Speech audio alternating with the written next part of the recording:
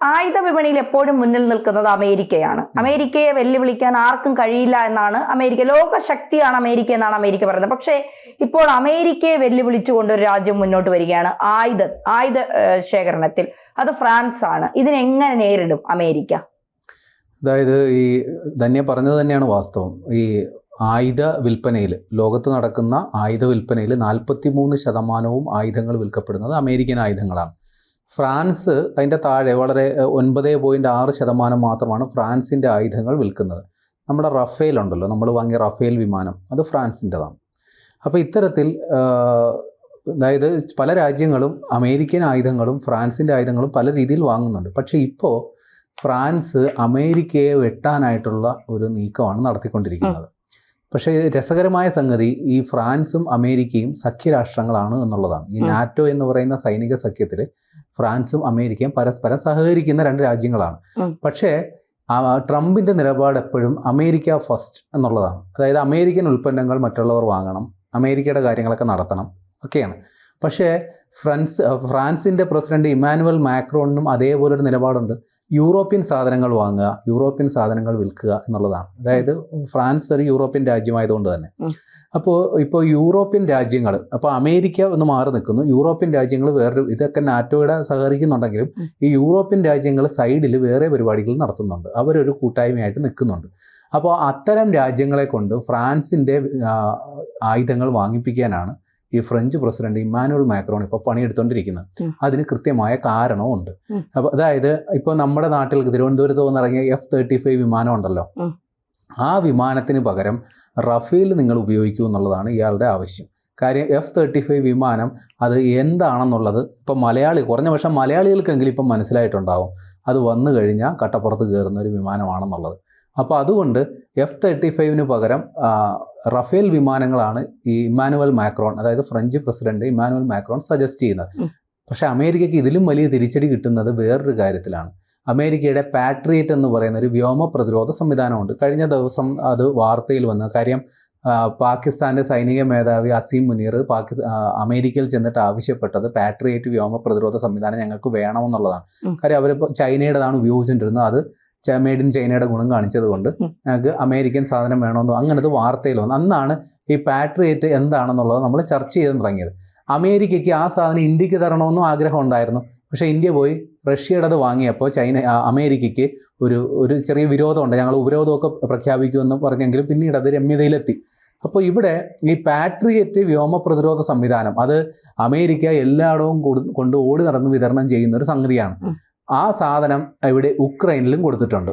പക്ഷേ റഷ്യ വരുന്നവരും പോകുന്നവരും റഷ്യ കയറി അടിയോടടിയാണ് ഉക്രൈനിൽ. അവിടെ അവർ വിമാനങ്ങൾ എടുത്ത് വ്യോമാക്രമണം നടത്തുന്നു, ഡ്രോണുകൾ അയക്കുന്നു. അവിടെ ഈ അമേരിക്കയുടെ പാട്രിയറ്റ് എന്ന് പറയുന്ന വ്യോമ പ്രതിരോധ സംവിധാനം നോക്കുകുത്തിയാകുന്നു എന്നുള്ളതാണ് വാസ്തവം.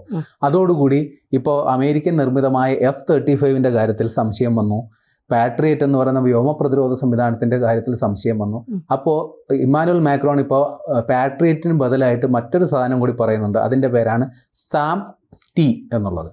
അതായത് ഇറ്റലിയുമായിട്ട് ചേർന്ന് ഫ്രാൻസ് വികസിപ്പിച്ചെടുത്ത ഒരു വ്യോമ പ്രതിരോധ സംവിധാനമാണ് ഈ SAM-T എന്ന് പറയുന്നത്. കഴിഞ്ഞ ജൂണിൽ പാരീസ് എയർ ഷോയിൽ ഇത് പ്രദർശനത്തിന് കൊണ്ടുപോകുന്നു. അതോടുകൂടിയാണ് ഇതിനെക്കുറിച്ചുള്ള ചർച്ചകൾ പുരോഗമിക്കുന്നത്. ഈ അമേരിക്കൻ നിർമ്മിത വ്യോമ പ്രതിരോധ സംവിധാനത്തിന് 360 ഡിഗ്രി റേഡിയസ് ഇല്ല എന്നുള്ളതാണ് നിരീക്ഷകർ പറയുന്നത്. അതായത് 360 ഡിഗ്രി ഇത് റൊട്ടേറ്റ് ചെയ്ത് നിരീക്ഷിച്ച് ഏതെങ്കിലും വിമാനങ്ങളോ ഡ്രോണുകളോ വരുന്നുണ്ടെങ്കിൽ അതിനെ ഡിറ്റക്ട് ചെയ്ത് അതിനെ ആക്രമിച്ചിടാൻ അമേരിക്കൻ വ്യോമ പ്രതിരോധ സംവിധാനത്തിന് സാധിക്കില്ല എന്നുള്ളതാണ് നിരീക്ഷകരുടെ വാദം. അതോടൊപ്പം തന്നെ ഈ അമേരിക്കൻ നിർമ്മിത വ്യോമ പ്രതിരോധ സംവിധാനം എപ്പോഴും അങ്ങോട്ടും ഇങ്ങോട്ടും സുഗമമായിട്ട് എടുത്ത് മാറ്റാൻ പറ്റുന്ന സംഗതിയല്ല. എവിടെയെങ്കിലും ഒന്ന് ഫിക്സ് ചെയ്താൽ അവിടെ ഇരിക്കും. അതിന് വലിയ എക്യുപ്മെൻറ്റ്സ് ഒക്കെ ഉള്ളത് കൊണ്ടാണ് പ്രശ്നം. പക്ഷേ ഈ ഫ്രാൻസിൻ്റെ ഈ SAM-T എന്ന് പറയുന്നതിന് 30-60 ഡിഗ്രി റേഡിയസ് ഉണ്ട്. 360 ഡിഗ്രി റേഡിയസ്, അതായത് ചുറ്റും അത് നിരീക്ഷിച്ച് അതിനെ ആക്രമിച്ചുകൊണ്ടിരിക്കും. അതുമാത്രമല്ല, ഇതിന് താരതമ്യേന അമേരിക്കൻ നിർമ്മിത ഉൽപ്പന്നത്തെക്കാൾ ഇതിന് എങ്ങോട്ട് വേണേലും നമുക്ക് സുഗമമായിട്ട് കൊണ്ടുപോയി അത് വിന്യസിക്കാൻ സാധിക്കും. അതും ഇതിൻ്റെ പ്രത്യേകതയാണ്.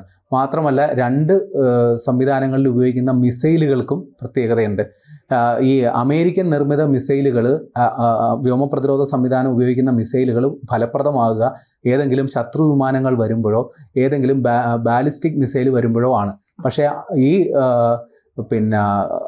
ഫ്രാൻസിൻ്റെ വ്യോമപ്രതിരോധ സംവിധാനം അവർ അവകാശപ്പെടുന്നത് സൂപ്പർസോണിക് മിസൈലുകളെ പോലും പ്രതിരോധിക്കാൻ പര്യാപ്തമാണ് എന്നുള്ള തരത്തിലാണ്. അപ്പോൾ എന്തുകൊണ്ടും അമേരിക്കൻ ഉൽപ്പന്നത്തെക്കാൾ കുറച്ചുകൂടി മുൻപന്തിയിലാണ് തങ്ങളുടെ ഉൽപ്പന്നമെന്നാണ് ഇവർ അവകാശപ്പെടുന്നത്. നിലവിൽ ഞാൻ നേരത്തെ പറഞ്ഞല്ലോ, യൂറോപ്യൻ മേഖലയിലുള്ള ചില രാജ്യങ്ങൾ ഇവരുമായിട്ട്, ഫ്രാൻസുമായിട്ട് ചില നീക്കുപോക്കുകൾ, അതായത് അമേരിക്കയെ പതുക്കെ നൈസായിട്ട് അവിടെ ഒഴിവാക്കിക്കൊണ്ട് നടക്കുന്നുണ്ട്. എല്ലാ രാജ്യങ്ങളും അവരുടെ വ്യോമ പ്രതിരോധ സംവിധാനങ്ങൾ ശക്തിപ്പെടുത്താം. കാര്യം ഇപ്പോഴത്തെ യുദ്ധം നടക്കുന്നത് കരയുദ്ധമല്ല, ആകാശ യുദ്ധമാണ്. അപ്പോൾ ഒട്ടുമിക്ക രാജ്യങ്ങളും അവരുടെ വ്യോമ പ്രതിരോധ സംവിധാനം ശക്തമാക്കാനായിട്ട് പദ്ധതി ഇടുന്നുണ്ട്. അത് പ്രധാനമായിട്ടും ഡെൻമാർക്ക്, ബെൽജിയം, പോർച്ചുഗൽ, UK അതായത് ബ്രിട്ടൻ അടക്കമുള്ള രാഷ്ട്രങ്ങൾ ഈ വ്യോമ പ്രതിരോധ സംവിധാനം ശക്തമാക്കാൻ പദ്ധതി ഇടുന്നുണ്ട്. അപ്പോൾ അവരൊക്കെ ഇപ്പോൾ ഫ്രാൻസുമായിട്ട് ചർച്ച നടത്തിക്കൊണ്ടിരിക്കുകയാണ്. ട്രംപ് അവിടെ കാഴ്ചക്കാരനായിട്ട് നിൽക്കുകയാണ്. വേറെ ഒരു സംഗതി കൂടിയുണ്ട്. നാറ്റോ സഖ്യ രാഷ്ട്രങ്ങൾ അവരുടെ ഈ പ്രതിരോധ ഫണ്ട്, അവരുടെ മൊത്തം GDPയുടെ ഏതാണ്ട് 2% ഇതുവരെ ചെലവഴിച്ചുകൊണ്ടിരുന്നത്. അതിപ്പം മാറ്റി 3.5, അതായത് പകുതി കൂടി കൂട്ടി 3.5% അവർ ഉയർത്തുന്നുണ്ട് പ്രതിരോധ ഫണ്ട്. അതായത് ഏകദേശം $330 ബില്യൺ അധിക നിക്ഷേപമാണ് നാറ്റോ രാജ്യങ്ങൾ നടത്താൻ പോകുന്നത്. അപ്പോൾ ആ പൈസ കണ്ടുകൊണ്ടാണ് ഇമ്മാനുവൽ മാക്രോൺ, ഫ്രഞ്ച് പ്രധാനമന്ത്രി, ഈ ഒരു ക്യാമ്പയിൻ ഇപ്പോൾ തുടങ്ങി വെക്കുന്നത്. അപ്പോൾ ഏത് രീതിയിൽ ഇതിങ്ങോട്ട് വരും എന്നുള്ളത് അറിയില്ല. അതായത് നിലവിൽ ഇമ്മാനുവൽ മാക്രോണും ഡൊണാൾഡ് ട്രംപും വ്യക്തിപരമായി അടുത്ത സൗഹൃദം പുലർത്തുന്നവരാണ്. പക്ഷേ ഈ ആയുധ കച്ചവടത്തിൻ്റെ കാര്യം വരുമ്പോൾ ട്രംപ് ഇനി മാക്രോണിനോട് ഏത് രീതിയിൽ പ്രതികരിക്കുമെന്ന് നമുക്കറിയില്ല.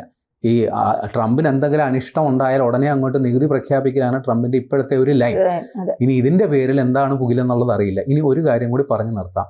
നമ്മുടെ അമേരിക്കൻ നിർമ്മിത ഒരു F-35 നമ്മുടെ കേരളത്തിൽ വന്ന് പെട്ട് അവിടെ നാണം കെട്ട് കിടപ്പുണ്ടല്ലോ. അതേതായാലും വരുന്ന 23-ാം തീയതി ഇവിടുന്ന് കൊണ്ടുപോകും എന്നുള്ളത് ഉറപ്പായി.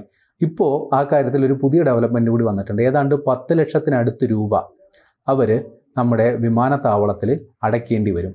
കാര്യം ഒരു ബേ, അതായത് 4-ാം നമ്പർ ബേ, ഇത് ഏതാണ്ട് ഒരു മാസത്തിലധികമായിട്ട് ഉപയോഗിച്ചുകൊണ്ടിരിക്കുകയാണ്. ഒരു ദിവസം ഏതാണ്ട് 26,000-ൽ പരം രൂപ ദിവസ വാടക അല്ലെങ്കിൽ അതിൻ്റെ തറവാടക കണക്കാക്കിയിട്ടുണ്ട്. അത് ഇപ്പോൾ UK അധികൃതർ നൽകും എന്നാണ് ഒടുവിൽ കിട്ടുന്ന വിവരം. അപ്പോൾ ഇത്രയും പൈസയും കൂടി അടച്ചിട്ട് പോകണം.